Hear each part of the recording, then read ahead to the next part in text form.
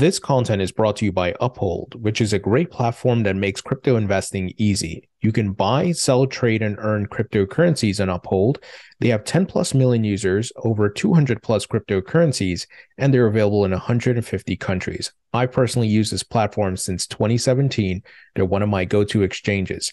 They also offer equities and precious metals that you can invest in. If you'd like to learn more about Uphold, please visit the link in the description. Welcome back to the Thinking Crypto podcast, your home for cryptocurrency news and interviews. With me today is Greg Kidd, who's the co-founder of Hard Yaka and the co-founder and CEO of GlobaliD. Greg, it's great to have you back on the show. Thanks. I can't believe it's been 2 years since we last chatted.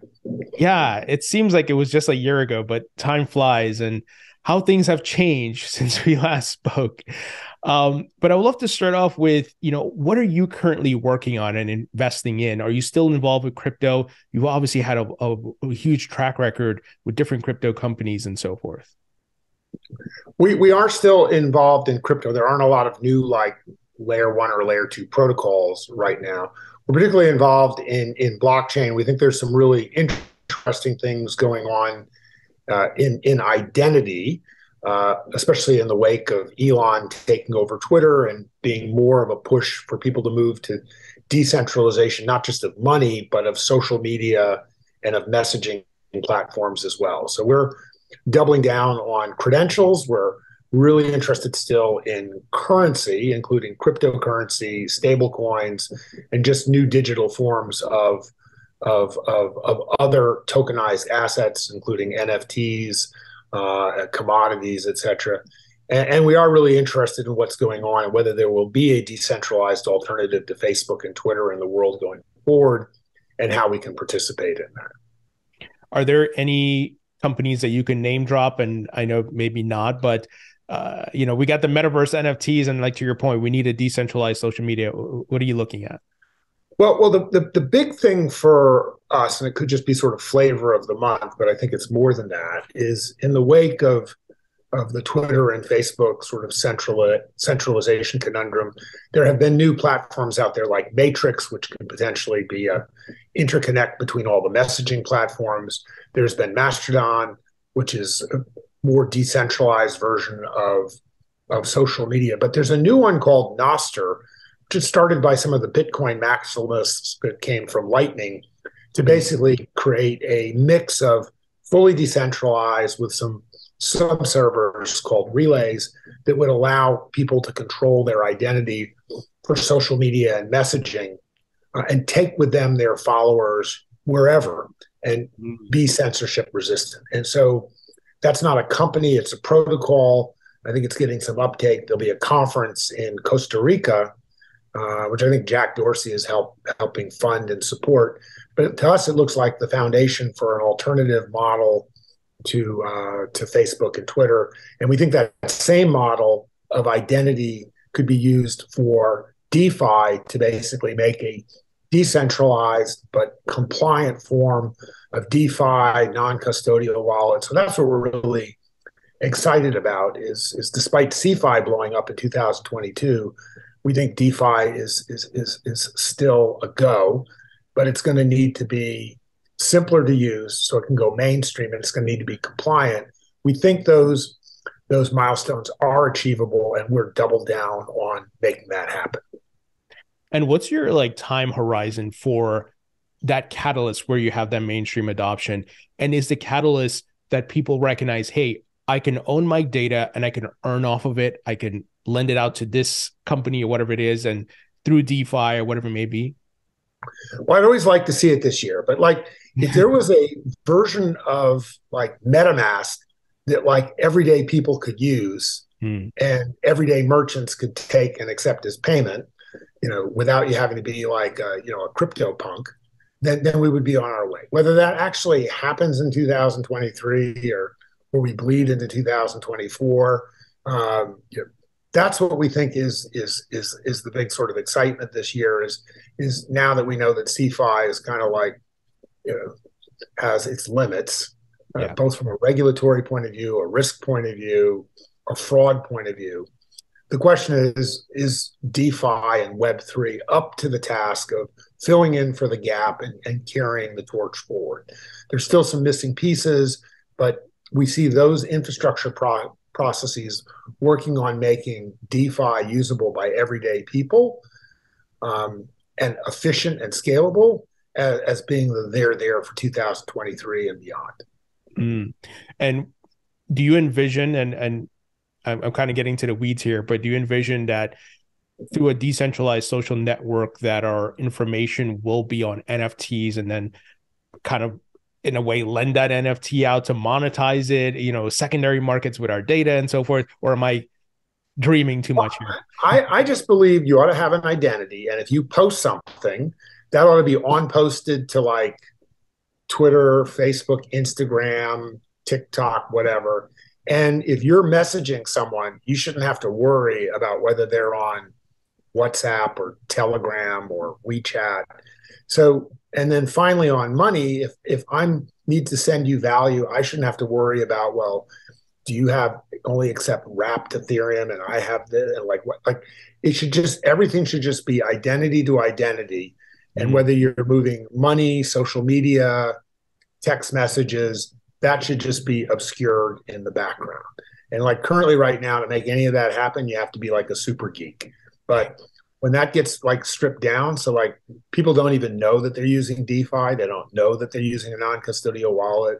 When it's like PayPal dumbed down, but the rails underneath, that's like a different reality that we would be living in. And I think the people that are really working and building right now, as opposed to sitting around looking at the screens of like what the price of crypto is, that's the kind of stuff that they're working on. And there are people working on and doing that. And I think all the folks that were there just for like for the party, have been sort of smoked out in 2022 with the downdrafts on crypto prices and the blow up of some of the Web 2.0 and Crypto 2.0 CeFi offerings. For sure. Yeah, a lot of washing out last year.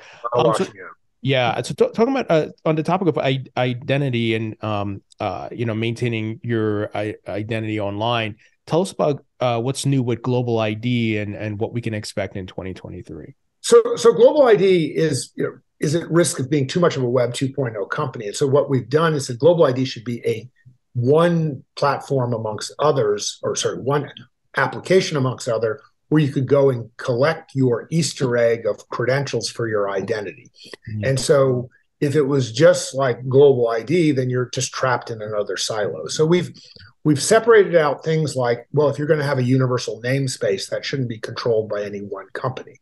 And so GlobaliD would be a great way to go out and collect credentials to attach to a universal namespace. But the universal namespace has to go through the same process that DNS went through when it went from being centralized by a single company to being something that lots of different companies can use. We all can have an identity. There isn't just one universal truth of identity.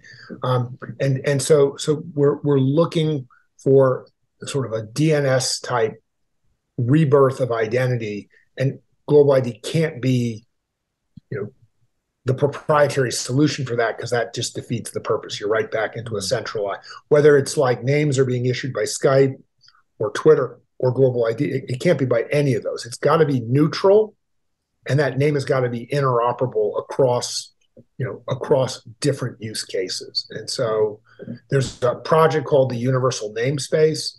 And so anything that we're doing with names has been pulled out of GlobaliD or any of our other investments, and we're turning that over to a group of people trying to make the issuance of names neutral and universal.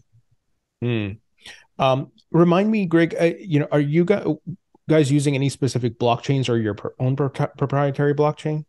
So it's kind of funny because we're obviously early in at Bitcoin, and if we look at the store of value, I was chief risk officer for Ripple, and so been through the whole XRP saga. We were first money in at Solana because we thought it was fast and cheap. Not mentioned there is Ethereum, but Ethereum has kind of come back into our orbit because when we want to create a universal ledger, because we want that new token to have rules built into it so that can only be used by folks that are KYC'd and compliant, Well, Ethereum's actually pretty good for building a smart contract right into the money to make it programmable, compliantly programmable. And so our latest efforts are actually built on permissioned versions of Ethereum. And so we're pretty well covered and experienced now in those four chains. And then there's, new ones coming up that have their particular use cases, like whether it's like a, Avalanche or like if I can explain in one sentence what that chain does, why it's a value proposition, we're probably involved in it. But right now we're putting more effort into like Ethereum than anything else, which is, if anything, I was the latest to the party on Ethereum and was earlier in on Bitcoin, Ripple, and Solana. So we still really like the Solana ecosystem because it's fast and cheap. We're seeing a lot of NFT activity on Solana. We are minting NFTs on Solana for names and stuff. So, but we have our Bitcoin purposes and our XRP heritage. So, that's our positioning in the market. Yeah, and to your point of Ethereum, just a lot of great capabilities with the smart contract tech. A lot of other blockchains use the EVM. Yep. And and on the note of Solana, are you concerned with kind of the downtimes they've had? And it seems a lot of interruptions of that blockchain. Yeah. So for Solana, the great thing about it was fast and cheap. The terrible thing about it is it's fast and cheap. So if like you're a hacker and it's really cheap to like spam the Solana network. So the lack of congestion pricing on Solana, something that had to be fixed. And so it's kind of like for a long time, there weren't any viruses on Apple iOS because like Microsoft was dominant and bad guys didn't spend any time on Apple. But when you get to be successful enough, you're going to attract problems and challenges. And so, I have a lot of trust in the team at Anatoly and whatnot that they'll be able to like dig their way out. I also see that the GitHub commits and et cetera, whatnot, like Solana is really still attracting a huge amount of developer interest. And my big question always is like, what do developers like to work on? And that developer community still seems very committed and enthusiastic about Solana. But, they definitely have their growing pains. For sure. Yeah, we're still in the early phases of many of these blockchains, and to your point, there'll have to be multiple iterations to fix things, and but as long as there's a dev community there working on it, it's you could be optimistic about the outlook. So I would love to get your thoughts on some of the things that happened last year, and we kind of touched on a high level, but from a deeper perspective, what are your thoughts on the FTX collapse and what Sam Bankman-Fried did? Obviously, a lot of it was old-fashioned fraud, Bernie Madoff, and so forth. What are your thoughts on that and the impact on the industry? Yeah, I mean, I have to admit, I was as taken in as anybody. We actually went to Bahamas to get regulated for some of our entities because FTX went there, and like we said, well, if FTX has gone there, it must be a good place to go. We're assuming their due diligence was good, so we don't have to do as much due diligence. And so we're not lenders or borrowers, so we didn't get caught in the downdrafts of FTX as much, or Celsius or BlockFi or even Genesis and whatnot. Like, so we're sort of on the sidelines. We get caught in the downdrafts of what happens to the asset prices as they're being sold by these distressed entities. But obviously, FTX was a shambles of confidence for the industry. Not so much for DeFi, but even DeFi projects there, like Serum and whatnot, got caught up in the downdrafts. And it gave sort of like some people in the public policy arena just a chance to say,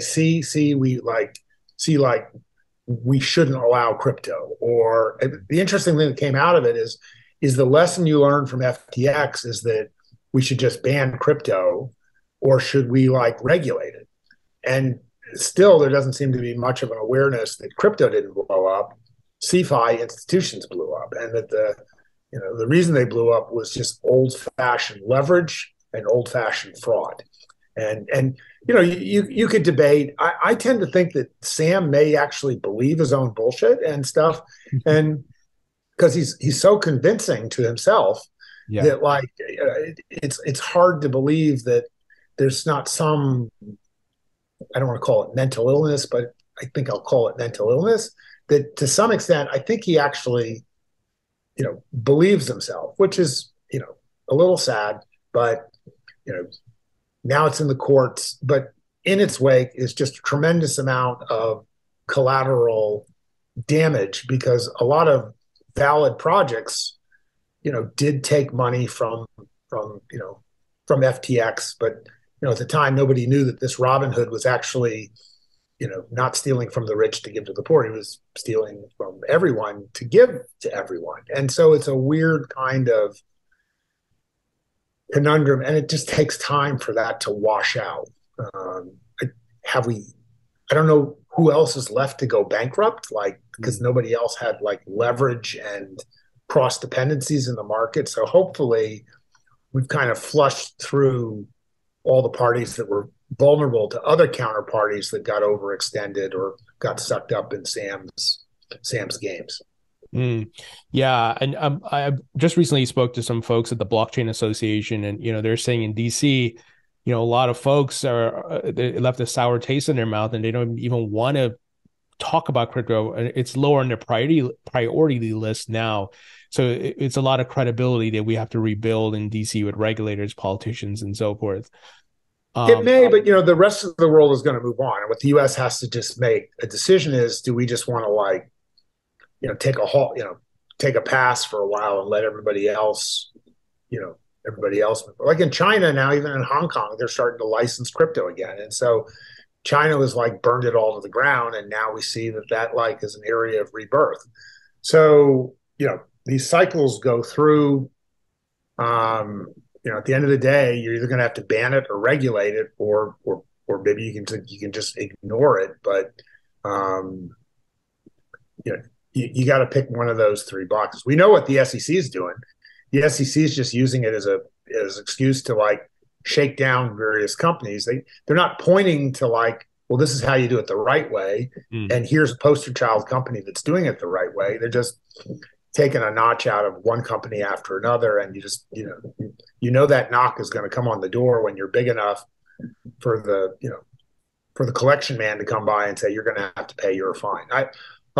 Like Khashoggi, when he went to visit the Turkish embassy to get his marriage license and he didn't come out. I don't know anyone who's gone in to see the SEC and come out the other side with all their limbs attached. Well, and yet there's no playbook for how to do it the right way. Right. But the funny thing is, Greg, Chairman Gensler would go around saying, come in and talk to us. Well, Sam Bankman-Fried, I spoke to multiple people in DC. He was walking the halls around there. He went in and met with the SEC, even the CFTC. They didn't do their due diligence, it seems like. And it seems like they were working on some sort of regulation where FTX would have the monopoly. Now, there's been memos and things leaked from the SEC, but not fully confirmed. But I mean, it's like, wow, it paid to play. Well, we were playing checkers. Sam was playing chess, although it's sort of delusional chess. But Sam, he bought a company. I was an early founder, LedgerX. LedgerX already had, licenses to do crypto derivatives. And so he was building a fortress by getting in good where you could get licenses, or he did an investment in Moonstone Bank. There's an article this week in Wall Street Journal to figure out how to pay interest on crypto without being declared a security, the thing that BlockFi ran up against. And so, it all came down as a house of cards, but Sam was clearly looking to collect all the regulatory licensing assets he could and build a moat around what he was doing. And, and that kind of burned CZ up over at Binance. Is he wasn't getting his dance card punched the way Sam was, right? So,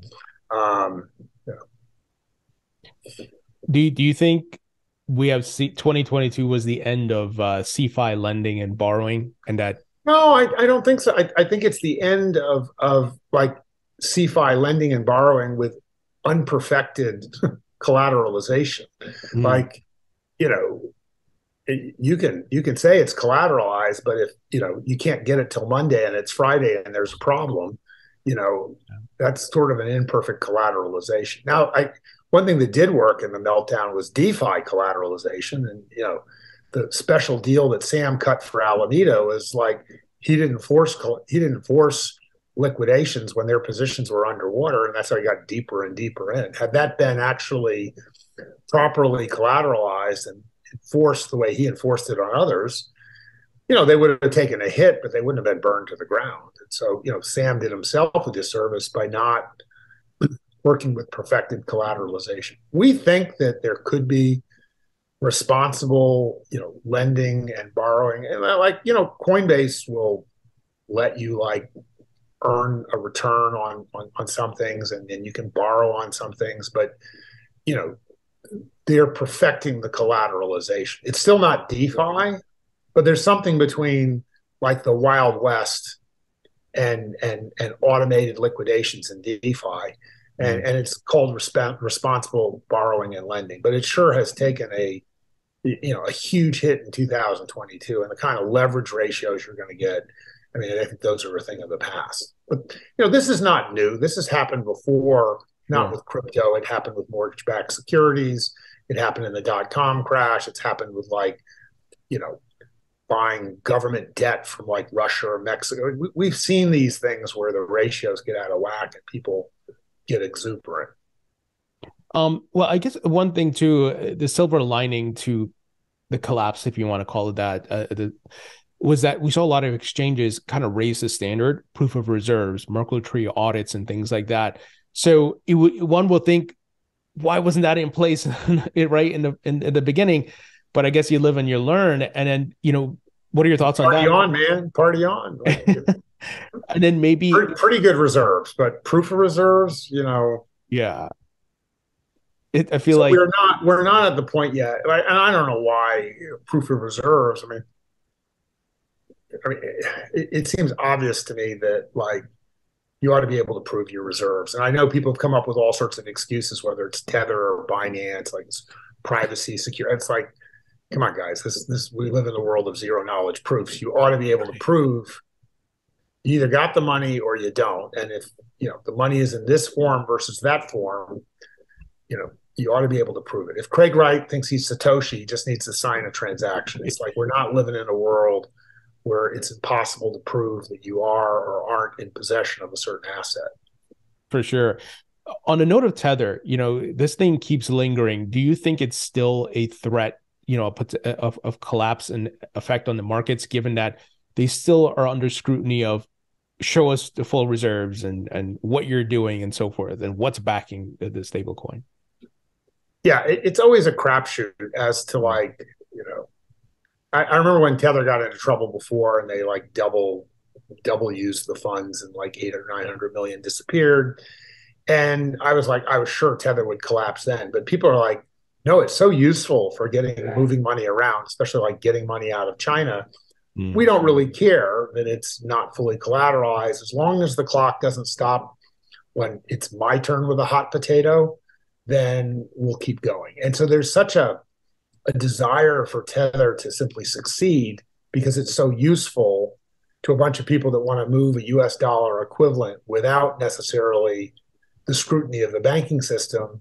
But there's a lot of tailwinds for Tether, and a lot of sins are covered up in that tailwind. And so it has given them time to, collect more, more funds. But I will say that when, FTX got in trouble, there was one bank that was bailed out in the Bahamas, and that was a bank that had exposure to FTX. It got topped up, and that bank was Deltec. And Deltec just happens to be the bank that also banks Tether. And so if Deltec went down, even though Tether had money, quote unquote, at a bank, and Deltec went down and Deltec was their bank, that would have punched a hole in their balance sheet too. So everybody, even if they have quote unquote banked money, depending on where that bank is and what regulatory regime it's under, it's not 100% guaranteed. We aren't talking about FDIC guarantees here. We're talking about, bank money, but it ain't the USA kind of bank money. It's just bank money. And not all banks in all countries are created equal. Mm. And what we're seeing, the conversation started last year, that stablecoin regulation is top of mind for many of the regulators and members of Congress.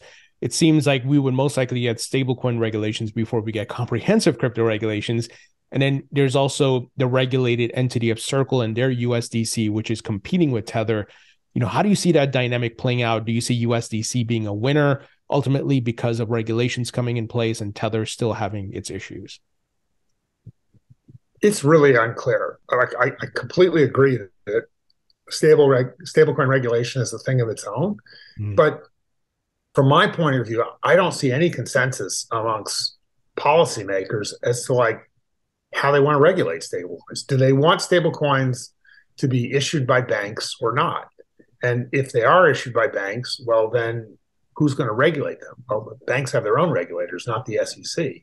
If you want stablecoins to be issued by money transmitters like Coinbase or like Tether, that's not a bank. It's a different set of regulators and a different set of issues. And so, do you want stablecoins to be capital efficient or not? Well, if they're going to be one-to-one back, they're not going to be capital efficient. If they're issued by a bank, they're not actually a stable coin. They're probably a deposit coin or a deposit token. They're tokenized deposits. And so, we have not actually gotten to the point where, even policymakers know what they want, right? And so it's just a mystery. Do you want to have stable coins regulated one way if they're issued from the US and another way if they're issued overseas? And do you want a level playing field? Do you want to make stable coins something that's going to preempt central bank digital currency? It's just, if you let somebody be king for a day, they don't really know what to do with being king for a day. And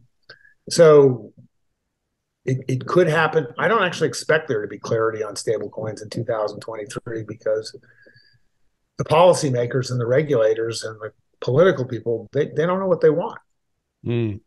Yeah. And although we got the Republicans taking back the House, and I know there's the House Financial Committee there.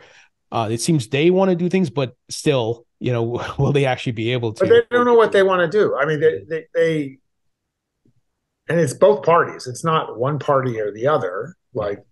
We know that people like, Elizabeth Warren want to burn it all to the ground, but,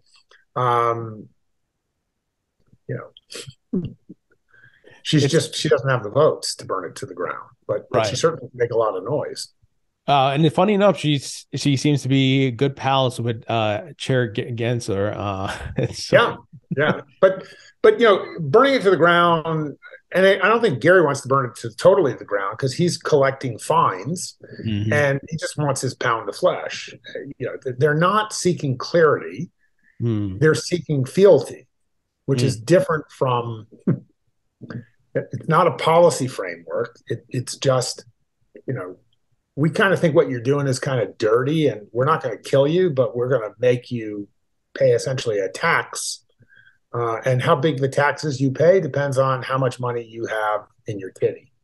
That is a fearsome kind of world, but there's no doubt that, they have the finger with the ring, and nobody else does. So do we have to get to a point for that regulation by enforcement to stop where Congress acts? That's the block. Okay, here's the new rules and regulations. Yeah, but we have a divided Congress, and even if we didn't have a divided Congress, even within the Democratic and Republican Party, I don't see clarity as to what they want to do. Again, even if they are king for a day, they don't know what they want to do. They don't know whether they want to just slow crypto down, stop it, regulate it, have it closer to the banking system so that banking type controls can be, applied to it, or make it a money transmitter, make it a commodity. In physics, something is gas, liquid, or solid. Here, it's all three things at once. It's like a sci-fi movie. And basically, we're just collateral damage to it's like drug lords battling over distribution space. And so between the bank regulators, the security regulators, the commodity regulators, and the IRS and the FDIC, I mean, it's just a collection of interests having a turf war, and innovation, consumers, public confidence are just collateral damage along the way. I want to get your thoughts on the SEC and CFTC seemingly backtracking on Ethereum being a commodity. And this is post-merge. Chair Gensler, for the most part, has not echoed the statements of his predecessors, Jay Clayton, Bill Hinman, and these guys who said Ethereum is not a security. He doesn't want to talk about it. He just talks about Bitcoin. And then Rostin Benham, chair of the CFTC, about maybe a couple of months ago, also kind of backtrack saying Ethereum is not a commodity. What are your thoughts there and how they're doing this with Ethereum? My thoughts are they care about who has the authority to get to say who has to do what. Mm-hmm. And so they're not talking about principles. There's no principle-based discussion about, is Ethereum decentralized enough? Was it security? Like, those conversations are gone because those conversations are just too practical and clarifying. And we're not in a period where people are seeking clarity. Well, the regulators aren't. They're seeking, obsequious compliance that they are in charge. And so if the rules, like we have this thing of, do we live in a nation of rules or a nation of men? They're definitely, well, we live in a nation of men and we are the men, and you are, you're here to bow down. And so there are no principles being expressed at this time as to like what these terms mean, what it would take to be. And if you are a security, like, okay, so what disclosures do I need to do? What's the process for me being a proper security? And if I'm not going to be a security, what does it look like? What do I have to avoid? What is sufficient decentralization? What is, if you're just going around saying, well, the Howey test from 1934, it's there, it's clear. And, so if you can't figure out how to apply like the principles of fruit trees to your token offering, that's your problem, right? Like, we did our job and we're just here to collect when you screw up.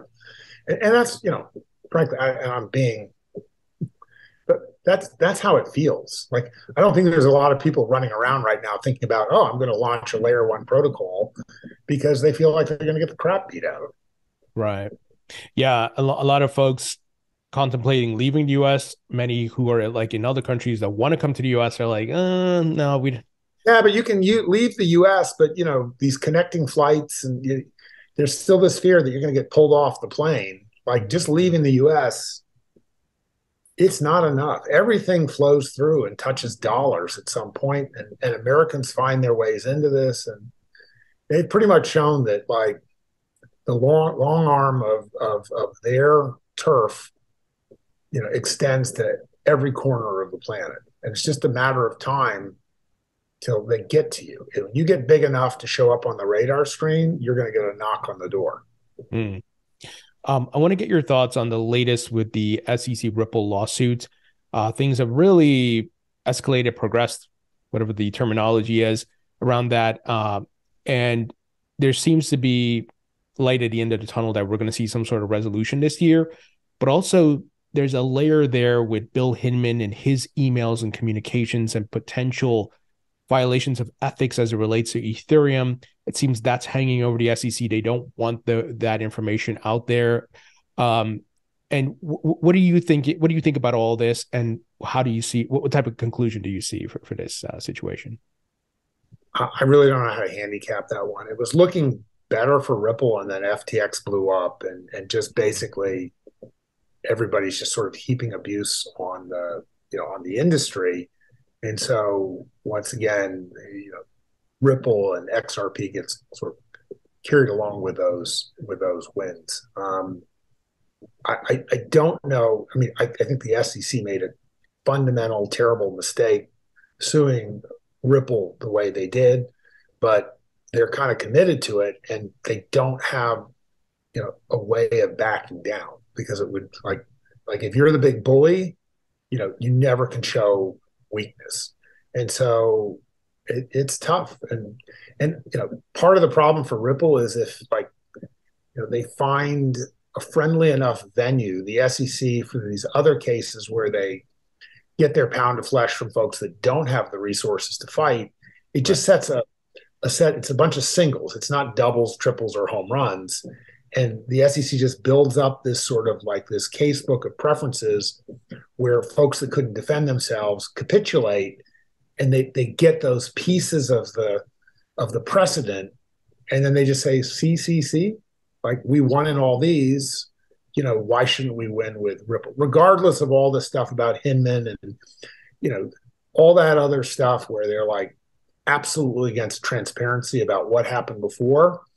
They're just like, it's just water under the bridge. What matters now is like just establishing what the limits of our power are. And right now it looks pretty limitless. The only thing they're going to like give up is like, okay, we're going to give Bitcoin to the CFTC, like, but we're not really ready to yield. And maybe we were going to give Ethereum, but we might want to have that one back. But currently, right now, the breadth of the net that they're throwing, which includes stable coins, virtually every other crypto than Bitcoin, is a huge, huge land grab. And it's like Democrat, Republican. Like once you get into one of these organizations, there are very few of these organizations that voluntarily give up scope of authority. And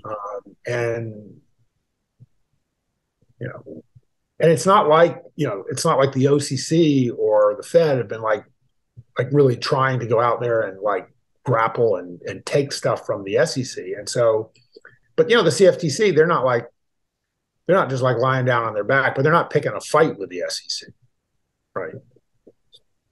Right. So I don't know how the turf battle is going to turn out, and unfortunately, Ripple to me is just. They're just caught up in the mix. They have their own case, but this is bigger than Ripple, and Ripple knows it's bigger than Ripple. Sure. Yeah. I mean, a victory for Ripple would really be, or set a new precedence for the crypto industry and other projects out there. I'm hoping they're victorious, but we'll have to wait and see. Yeah, I don't know how to handicap that one.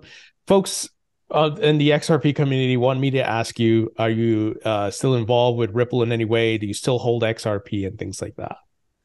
Well, all our crypto holdings are much skinny down. So we generally are not holders because we're always moving on to the new thing. Sure. So I don't mean, like, people ask me, well, do you still have Twitter stock and Square stock? Like, I'm like, maybe, but I don't think so. Like there's probably some lying around somewhere. So we're simply investing and moving all of our assets into the next new thing. And so there was a criticism of the Web3 people, I think by Jack Dorsey and others, like Web 3.0, same as Web 2.0 people.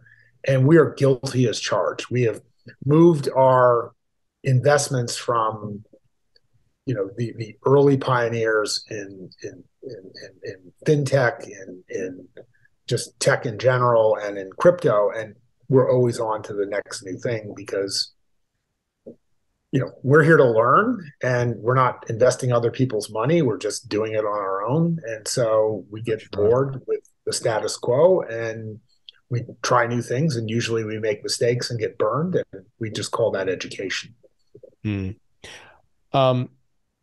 I would love to get your thoughts on the big players that came into the market last year. Despite all the collapses and things we talked about, we had BlackRock, BNY Mellon, NASDAQ, many other big names, the credit card companies, MasterCard, and so forth, enter the space. What do you think about that? Do you think that there's a changing of the guard? These folks may now start to make a big push? Well, we're big believers that all this stuff is going to go mainstream one day. And so, like, all of that to us is validating of our vision, is whether those guys are drawn kicking and screaming or they just like the water and they jump in, that everybody's going to get pregnant with the fact that there's technology out there that's like not centralized, and that you can be able to participate in these things. And the model isn't like the Highlander model, one sword to rule them all. And so that's the order of the day. There was a day when like CompuServe and America Online were all powerful, and then they were on the internet, and then they were no more. Mm. And so to us, this is the tale of history. Is, you know, like 10 years from now, I'm not sure that it's going to be Google and Apple. Like, we might have different companies be the most valuable companies in the world. If I had a crystal ball, you know, I would be, you know, I would be living in crystal land. I don't know what the pace, what the order of that change is. But one thing I am sure of as a historian is that the status quo gets disrupted. And those folks entering is an indication that that is happening once more in history. Even amidst the downdrafts and whatnot, like even on .com meltdown, there were the Googles of the world being created, the eBays, the PayPals, they all came through it. They took a pounding, but they were part of the next generation of value builders in the world and disruptors. Yeah, absolutely. Final question here for you. You know, where do you see NFTs and the metaverse in about like 5 years or so? And it's a hard question, but, you know, Facebook lost a lot of money on the metaverse, but I think Zuck is trying to be early, but he was really early. You know, how do you see us interacting with the metaverse and NFTs in five years or so? Well, so to us, NFTs is just like a code word for a title registry for everything in the world. And so I wrote a paper like the registry of everything, like way back, like in the like around 2000. And in that vision, it was a Star Trek world where everything had an identity. So you have people having an identity, groups having an identity or / entities, and then there's things. And so if a thing doesn't have an identity, it's like, well, you know, how's it going to work in the digital world? So NFTs are just the perfection of a title registry. And, you know, our big question is, okay, you have the big registry, who signed, right? Like, so you have what everything is, you know, it's owned, and it's owned by somebody. So whether it's like my bike and I'm selling the bike and trying to figure out whether it's a stolen bike, it either comes with a, you know, with a title or it doesn't. There's a scene in the James Bond movie Casino Royale where he gambles and somebody throws the keys for the Aston Martin on the table, and James Bond wins the car and the girl that goes with the car. But what he should have thrown on the table was the title, right? Yeah. Like, because he's like, you know, running off with the keys, you don't have the title. The NFTs are that title, and so that ought to be incorporated into everything, whether it's physical goods or intellectual property rights like creative goods. That's just the title registry. In terms of the metaverse, I'm kind of the metaverse, AI, like to me, we've been living in the metaverse for years already. It just isn't very great, good UI, UX. Somebody mentioned that. It's like we live in the metaverse already. It just kind of sucks. And so it will get better, just like AI keeps getting better. I think the concept that like whether it's virtual reality, AI, or you know, or metaverse being some like sort of tipping point is the wrong way to think about it. It's just that digital in our world is becoming more immersive. We're becoming sort of taking it for granted. Like my kids, they've grown up with a bunch of things. Like they wouldn't understand like an analog phone. Like what this is, you know. Sure. So I just view that process as inexorable, and it's just happening. But if you over play it and make it like it's a thing in and of itself, like sort of like, you know, Mark has done with the, you know, with the metaverse type thing, you kind of get the cart in front of itself. You know, virtual reality, metaverse, AI will be built into everything. I don't mean to downplay the significance of any of those things, but those are just long-standing trends. The discontinuities in the world are things like the invention of Bitcoin, the fact that you can have a financial system without a central authority. That's actually a new concept. So I have sympathy for the Bitcoin maximalists that see that. But everything else to me, even with chat, the chatbot, it still feels very incremental and not disruptive to me, like battery technology. Yeah, I can see a little bit better every year, But like fusion energy, that's like, jetpack transition. We actually had unlimited energy that didn't produce waste. Okay, that would be disruptive. So I'm more interested in transitions like that fusion looks like they got to +1 than I am with the progress or lack of progress in the metaverse, virtual reality, or even AI. Yeah, it's a great point you brought up that we're already in the metaverse, but maybe we're just in the dial-up days, right? The nine. We're in the dial-up days of the metaverse. Greg, always great chatting with you, and I got to have you back on because things are moving fast and your perspectives are great. Thank you for joining me. Alrighty, thank you.